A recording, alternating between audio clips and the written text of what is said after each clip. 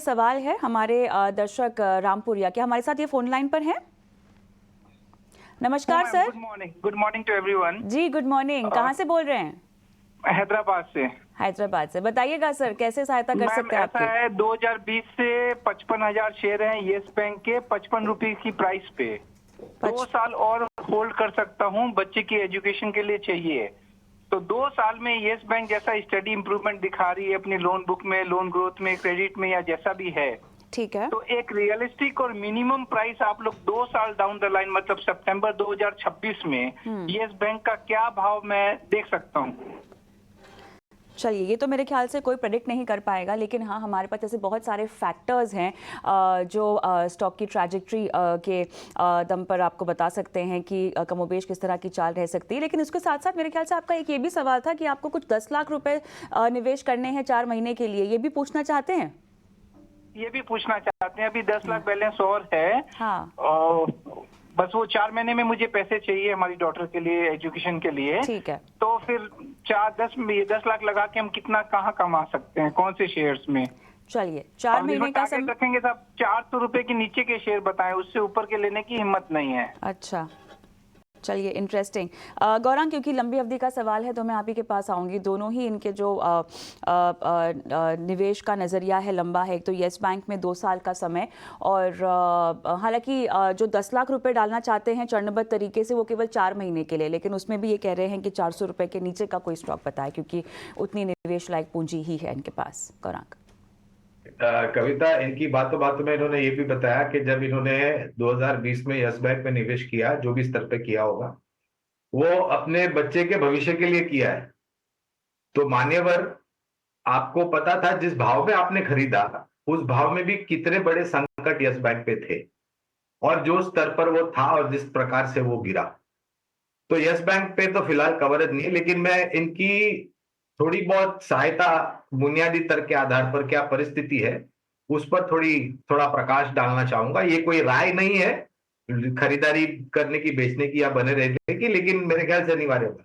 तो प्रयास हो रहा है निरंतर मैनेजमेंट की तरफ से, और मैनेजमेंट भी बदला हुआ है यस बैंक के, और धीरे धीरे करके ग्रॉस नेट एनपीए नीचे आ रहे हैं, प्रोविजनिंग के आंकड़े नीचे आ रहे हैं, शुद्ध मुनाफे के मार्जिन में थोड़ा सुधार हो रहा है। लेकिन ये सुधार निरंतर नहीं हो रहा है, यानी कि तिमाही दर तिमाही, छमाही दर छमाही, साल दर साल ये सुधार नहीं हो रहा है। बीच में कुछ ऐसी भी तिमाही आते हैं या छमाही आंकड़े आते हैं जिसमें थोड़ा बहुत निराशा होती है, और इसके कारण ये नीचे जाता है। पहली बात। दूसरी बात, आपके जैसे बहुत सारे छोटे या मझोले निवेशक हैं जो यस बैंक में फंसे हुए हैं, और हर एक ऊपर के तरफ के दायरे में लोग यहां से निकलने का प्रयास करते हैं, क्योंकि वो फंस चुके हैं।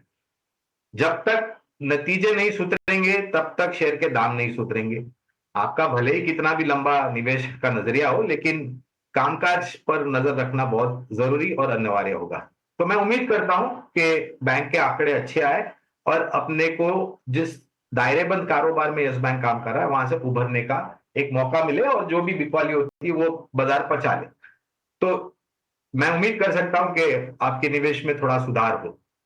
और एक बात ये भी कहना चाहूंगा, अगर 50 या 60 रुपए में आपने तभी निवेश किया था 2020 में, तो आपके पास बहुत सारे कारण थे यहाँ पर दूर रहने के लिए और बाकी अन्य बैंक में निवेश करने के लिए, तो परिस्थिति बहुत ही विपरीत होती। लेकिन खैर, जो 4 महीने के लिए इन्होंने 10 लाख के लिए सवाल पूछा है 4 कंपनियों के बारे में, कविता, तो 4 महीने के लिए तो मैं सक्षम ही नहीं हूं निवेश की राय देने के लिए, क्योंकि ये बहुत ही छोटी अवधि का नजरिया हो जाता है। लेकिन हाँ, प्रयास अगर लंबी अवधि का ये करना चाहते हैं और वहां पर निवेशित, तो जोमैटो है, भारत इलेक्ट्रॉनिक्स बीईएल, अशोक लेलैंड और टाटा पावर, ये 4 विकल्प लंबी अवधि के लिए, 4 महीने के लिए नहीं है। अक्षय से भी एक क्विकली मैं टेक लेना चाहती हूँ। 4 महीने की अवधि के लिए 10 लाख रुपए जो इनको डालने हैं, अक्षय आपके काउंटर्स क्या होंगे? तो अगर 2 से 3 महीने की अवधि के लिए आप स्टॉक ढूंढ रहे हैं जो करीबन 300 रुपए के नीचे है, तो मैं जीएमआर एयरपोर्ट इंफ्रा, ये स्टॉक का करीबन 95 के आसपास ट्रेड हो रहा है।